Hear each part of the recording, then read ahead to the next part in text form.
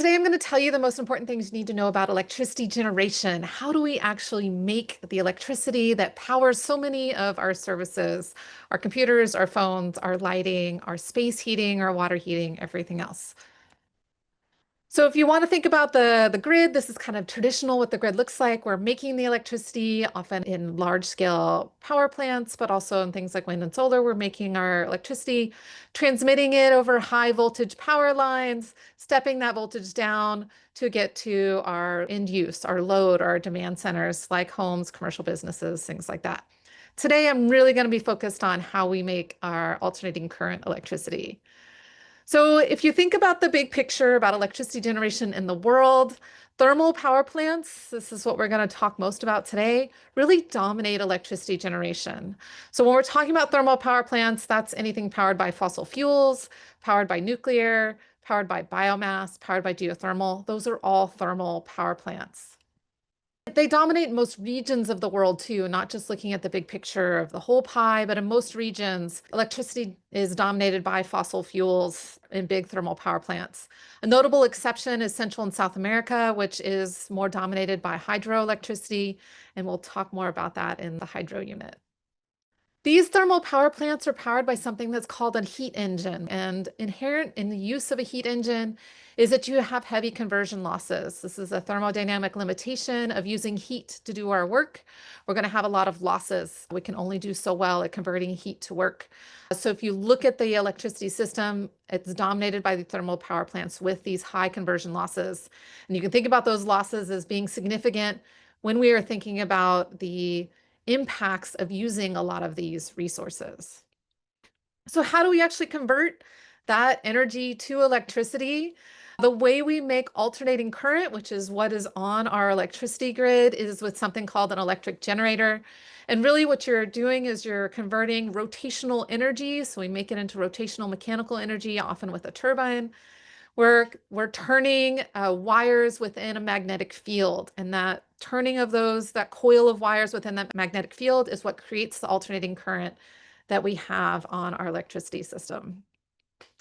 So with our thermal power plants, we're using a heat engine to turn that generator. We can also use kinetic energy directly in things like hydroelectric dams. We're using water that's falling to turn a turbine to do the generator. So those are all converting to alternating current.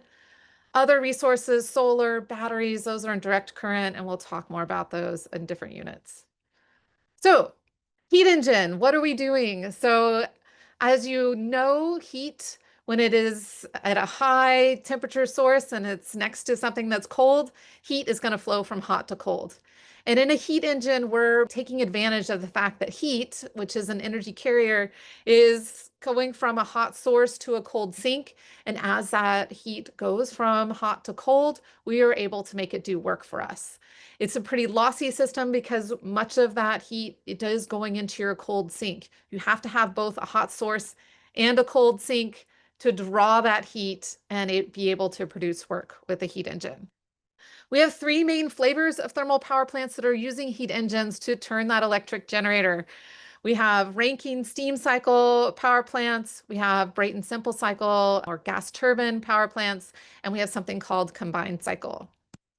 So in a Rankine steam cycle power plant, we are boiling water to drive the heat engine. And so we can use all sorts of different things to boil water: coal, natural gas, nuclear, biomass, geothermal, we use solar thermal. What we are doing is boiling water. That is our heat source in our heat engine. And we're taking that heat source, hot source, and creating steam. And that steam is being drawn through our system by having a cold sink of condenser, some sort of condenser water, cooling water, something at the other end of our turbine. And as that steam is drawn past our turbine, it's able to spin our generator and create electricity. To give you a sense of what a turbine looks like, this is just one type of turbine, but you can see it has a lot of blades. Those are what are capturing the steam energy as it's going through and creating that rotational mechanical energy. For the condenser, for the cooling water that we have to have, remember we have to have a hot source and a cold sink on these heat engines. We have different ways of providing that cooling for our thermal power plants. The most common are either once-through cooling or closed-loop cooling. Once through cooling is really we're just drawing water from like a river or the ocean or something like that, running it through our system to cool down that steam and putting it back out into the river or the ocean 20 degrees warmer than we pulled it in. This is no longer allowed in California. Power plants have to stop doing once through cooling because of the impacts it can have on the local environment in terms of heating up that water. So more dominant, we use something called closed loop cooling in the United States. That is where we're using evaporative cooling to actually cool down the condenser water and run it through our power plant. And so we're using the fact that when water evaporates, it cools down. And so we're collecting cooler water. A lot of the water is lost when you do closed loop cooling through the cooling tower as water vapor.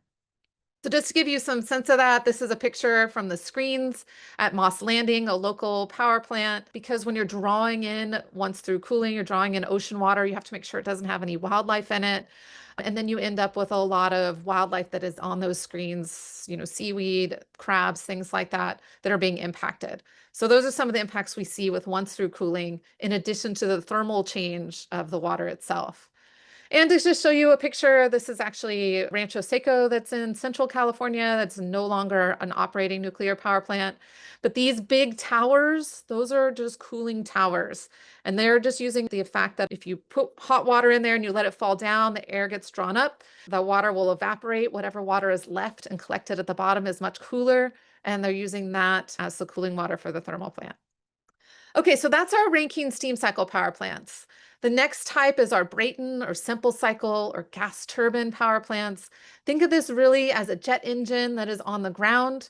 Here, you're just using a gaseous or a liquid that's gasified fuel to turn a turbine that then is turning our generator. A much simpler process, a lot less efficient, but can give us a faster response on our grid where we can turn these on and off very quickly.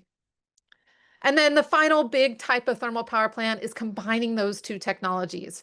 We can take that gas turbine, it's turning that generator, we can turn it on and off really fast. It gives us a lot of flexibility, but we can also use its exhaust heat to start to warm up a steam cycle power plant and actually create steam with the exhaust heat coming off of that gas turbine. And that has its own steam cycle power plant where it's running. So you're really getting electricity generation twice from the same fuel. So these systems are a lot more efficient and are more flexible than a traditional steam cycle power plant. Much of the natural gas installations that are going on in the United States are these combined cycle power plant designs. You can also take off heat from a steam cycle power plant or any of our thermal plants and use it for low temperature heat services like district heating. That's something called cogeneration. That is not done a lot in the United States. It's done more in places like Europe. You can't move heat very far. So wherever you're creating the heat, you have to use that heat very close to where you're creating it. We don't see that used as much except in industry or on campuses in the United States. So this is just give you a sense of how the efficiency changes with those different ones. Like I said, the gas turbines, fastest response, but least efficient. Combined cycle is going to give us more flexibility and a more efficient thermal power plant. The cost of these different systems varies. And so you can go look at Lazard. They have something called levelized cost of energy. This is unsubsidized, gives you a sense of what are the cheapest ways of producing new electricity today. The natural gas combined cycle, wind and solar are by far the cheapest sources of new electricity generation, even on an unsubsidized basis. Those different generation resources provide a different profile because, like, for example, in this picture, nuclear is a big steam cycle power plant. It's not flexible. Steam, you have to get it up and you just run it at full capacity. It cannot vary with demand like some of our other resources like the natural gas, combined cycle, or hydro or other resources. And so the grid has to be balanced to supply and demand at all times. And so you need a mix of these different flexible resources to be able to do that. So how flexible a plant is and other factors impact something called its capacity factor. Capacity factor is really just a measure of how much do we use this power plant, whether it's because of fuel availability or maintenance or costs or whatever, just demand for that power plant, how much do we use these different power plants? Nuclear, we bring them on and we run them at a very high capacity factor because they're not flexible. They can't flex with changes in demand. Things like solar, it's only on half the time. We only have fuel half the time, but we tend to use as much of the solar as we can because it's a very low cost electricity source, especially since the fuel is free. As you can see how we have base load power plants, tend to be our thermal steam cycle power plants, much harder to ramp up and down. We have ones that are kind of meeting that intermediate needs and then peaking, which are expensive to run, but can really flex to meet some of the rise and fall in demand curves. Finally, I just want to mention there's a lot of environmental issues with electricity generation. This is just kind of a summary of those. Those are things that we have to worry about with our thermal power plants in particular. And in greenhouse gas emissions, the electricity sector is about a third of the world's greenhouse gas emissions and about a quarter of the United States. In the United States, it's been coming down as we have replaced coal-fired power plants with natural gas, wind, and solar. There are sources of electricity generation that are zero carbon. That's our solar, wind, nuclear. We could add geothermal to this list. So it is a sector that has a lot of options for decarbonizing the electricity grid. We're seeing growth in electricity generation. We have been seeing growth in electricity generation in the developing world for a long time as more and more locations get access to this very high quality energy carrier. Provides a lot of energy services. It's really important for human development. But in the developed world, electricity generation demand has really been flat, but that is expected to change. Now, with that flat demand, the renewables that we've been adding have really been decarbonizing the electricity sector. But the question is, as demand starts to rise and we have more demand for our electricity because we're converting services, because we're expanding in AI and data centers, manufacturing, things like that, how will that change what our electricity generation mix looks like? In the United States, we've really been adding solar, wind, and natural gas as those three cheapest electricity generation resources, and we've been retiring coal and nuclear. But the question is that trend going to change if we have this increase in demand for electricity? Okay, that's it. That's kind of the starter for thinking about electricity generation. If you want to know more, check out our site. You can see the full lecture there, and we have more about the grid and storage and decarbonization.